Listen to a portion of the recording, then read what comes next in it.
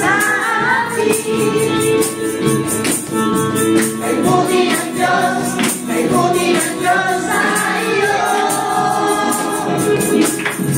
May buti ng Diyos, may buti ng Diyos sa atin.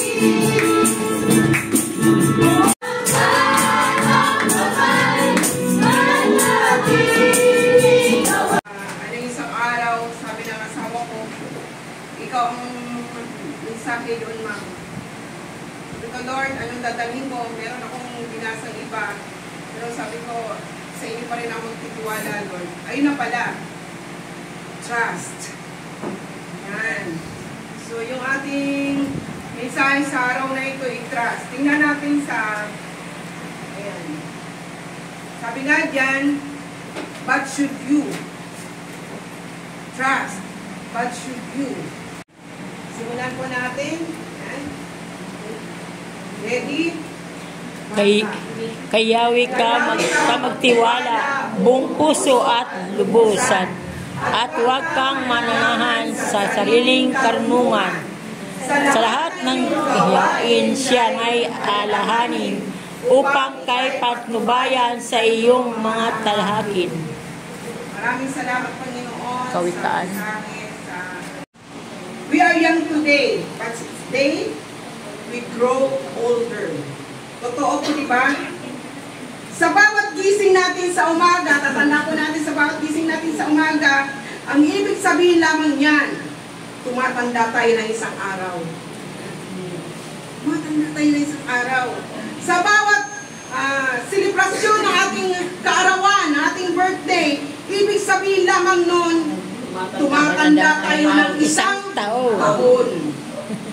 Never ever put your trust in your youth.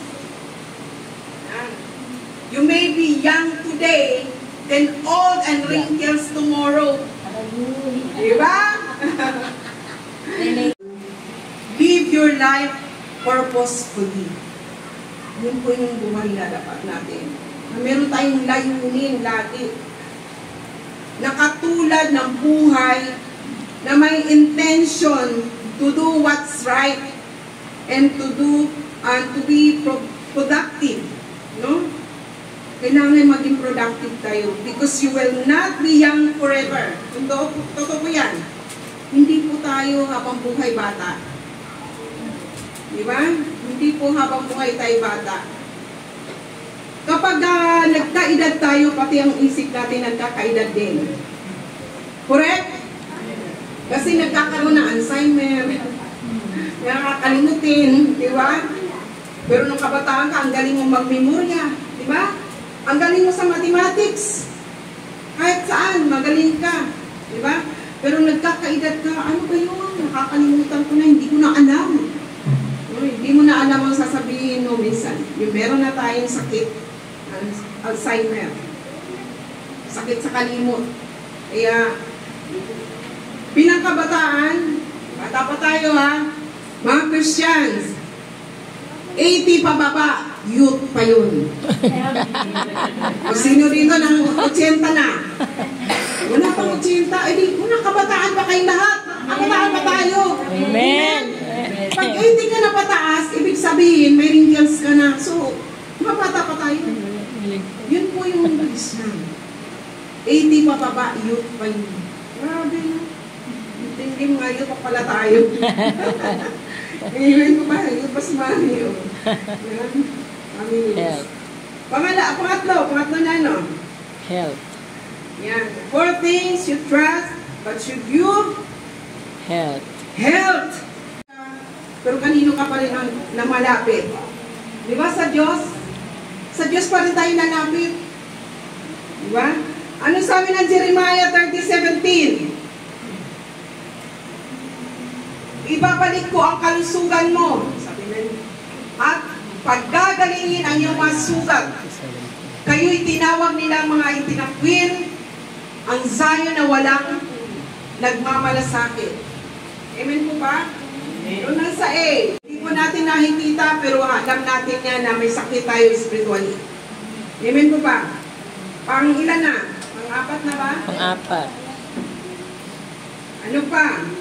Dapat natin gawin na dapat hindi natin napagkatiwalaan, life. Yan. Ito yung mga bagay that many trust in life. Totoo. Diba? Para bang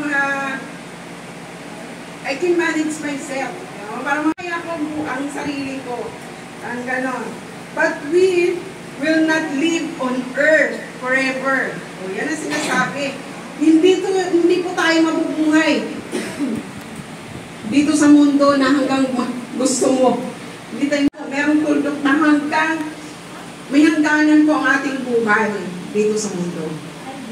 Yan. May hangganan po ang ating buhay dito sa mundo. So never ever fall into the trap of thinking that you will be alive forever.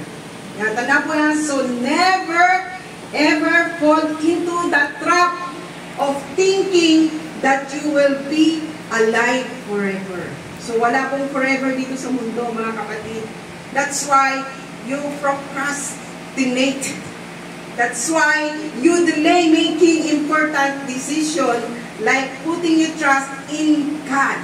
Sa Diyos lang po tayo magtiwala.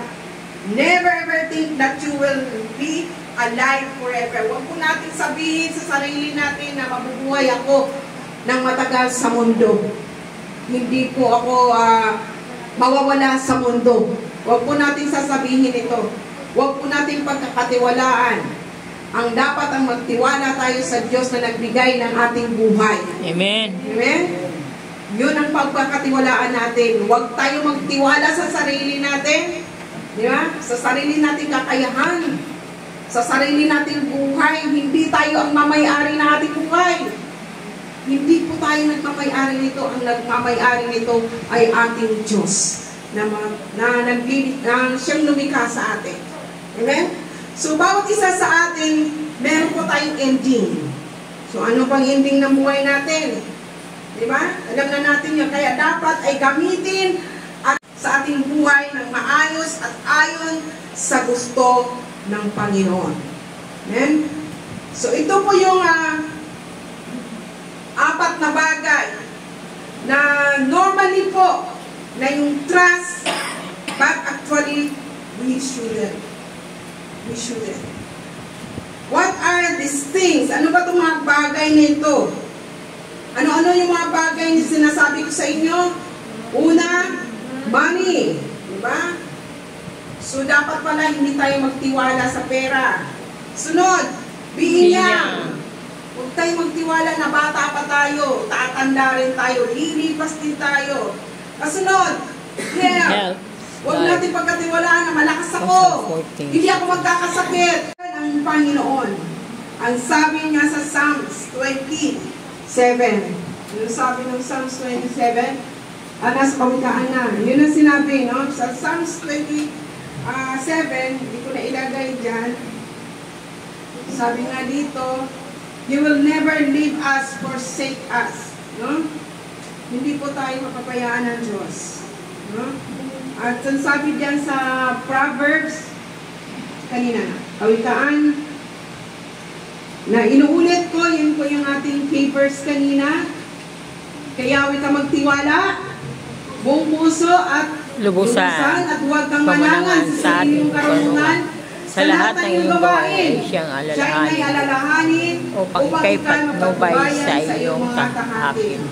At sabi doon sa Isaiah, Psalms pala, 56:3-4, sa awit, ayan, kapag ako'y natatakot, sino rito takot na tumanda? Takot mawala ng pera.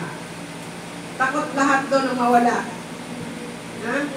Sabi dito, kapag ako'y natatakot, o aking Diyos na dakila, sa iyo ko ilalatag ang pag-asa ko at tiwala. Pangako niyang binitawan, pinupuri ko ng lubos. Tanging sa iyo, umaasa at nananalig ako, O Diyos, sa tao rin katulad ko, hindi ako matatakot. Amen? Yan po, pangawakan po natin, huwag natin katakutan na tayo tatanda, tayo mawala ng pera, tayo ay nagkakasakit, huwag tayo mawalan. Yun din po ang pinapasa namin sa inyo. Amen? Kaya, mga kapatid, sabi nga nito, Some trust in chariot and some in horses. But we trust in the name of the Lord our God. Ganda, di ba? Some trust in chariot and some in horses. But we trust in the name of the Lord our God. Sabi nga itong mga bagay na to, we are always assured. We are always assured of. It is the power and the love of God for all His creation. Dapat makita natin yung kapangyarihan ng Diyos kung paano po tayo nilikha. Yes, good. Totoo yun. Mabuti ang Diyos sa mga plano niya na ibinigay sa atin. Inipipresent yan in ating future. Kaya kung meron tayong dapat pagkatiwalaan, yan ay ang ating Panginoon. Amen? Kaya wala dapat magtitiwala sa money, sa being young, health, and life. Walang iba tayong dapat pagkakatiwalaan kundi ang Diyos lamang. Amen. Amen? Amen. Kaya sa Diyos ang kapurihan, sa Diyos ang kalwalatian, isang maikli at malaman ang salita ng trust. Bawat isa sa atin, pinuturo sa atin sa umagang ito ang pagtitiwala sa iyong sarili. Na alam mo, may Diyos ka. Na nagtitiwala tayo sa Diyos na siya yung source. Siya yung channel. Siya yung magbibigay ng pag-asa. Di ba?